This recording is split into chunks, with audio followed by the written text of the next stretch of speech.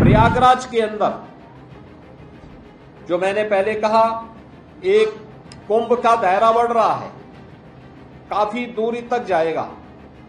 हमारा प्रयास होना चाहिए कि जहां पे कुंभ का दायरा जहां जा रहा है वहां पे हम लोग वेरिफिकेट करें।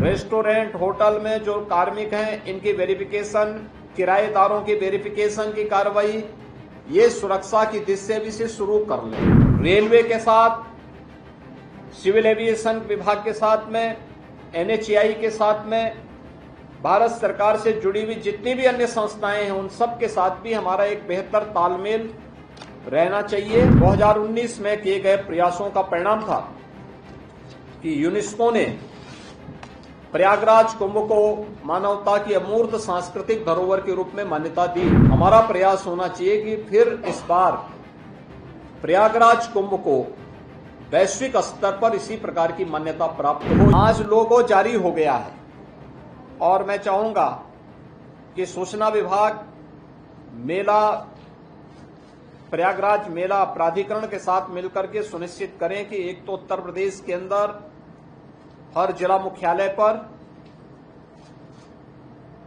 हर रेलवे स्टेशन पर, देश के हर एयरपोर्ट पर और अन्य प्राइम लोकेशन पर प्रयागराज महाकुंभ 2025 का ये लोगो अब वहां पर हमें डिस्प्ले करना चाहिए, ये आ जाना चाहिए। पॉजिटिव चर्चा को हम आगे बढ़ाएं, नेगेटिविटी के लिए कोई स्थान नहीं होना चाहिए। याद रखना कि हमारे पास तैयारी 2019 से बड़ी है। बरसात 2019 की तुलना में 1 महीने आगे तक चली है, तो इसका मतलब हमारा कार्य 1 महीने बैक चल रहा है। इसको हमें अतिरिक्त मैन पावर देकर के इसको हमें व्यवस्थित रूप से आगे और समयबद्ध तरीके से आगे बढ़ा देना है। इसके साथ ही प्रयागराज के अंदर जो मैंने पहले कहा, एक कुंभ का दायरा बढ़ रहा है, काफी दूरी तक जाएगा।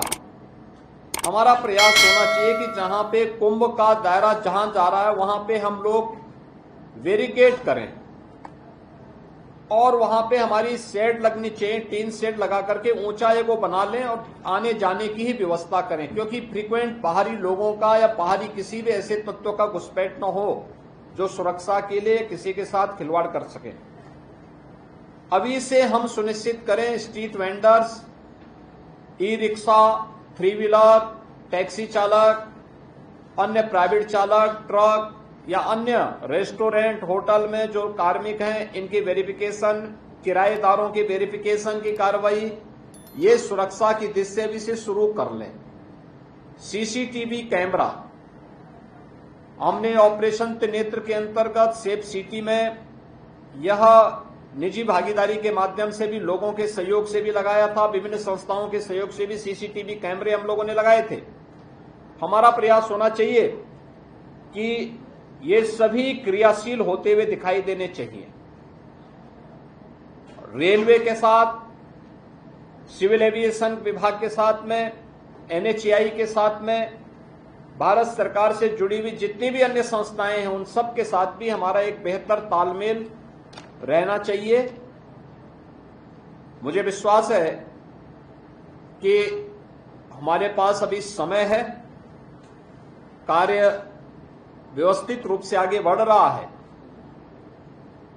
टीम प्रयागराज जो प्रयागराज महाकुंभ के लिए यहां पे अधिकृत की गई है, वह यहां के मान्य जनप्रतिनिधियों के साथ बेहतर संवाद बनाते हुए अखाड़ों के साथ में, संतों के साथ में, आचार्यवाड़ा, काकचौक या तीर्थ पुरोहित, इन सभी के साथ में बेहतर समन्वय बनाते हुए अपने कार्यक्रम को हम लोग समयबद्ध तरीके से कर रहे हैं। और जितने भी बड़े कार्य, कंस्ट्रक्शन के कार्य हो रहे हैं, हमारा प्रयास होना चाहिए कि 10 दिसंबर उसकी डेडलाइन हो।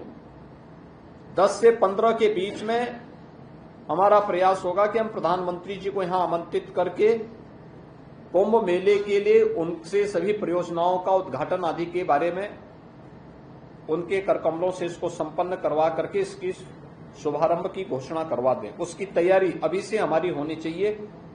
लेकिन मैं सभी विभागों से, चाहे वह भारत सरकार इसके विभाग हो या उत्तर प्रदेश सरकार से जुड़े हुए, उन सबसे मेरा आग्रह होगा कि जो उन्होंने डेडलाइन दी है उस पर उन्हें दिन रात लग करके मैन पावर बढ़ा, क्योंकि इधर पर्व और त्योहार पड़ेंगे।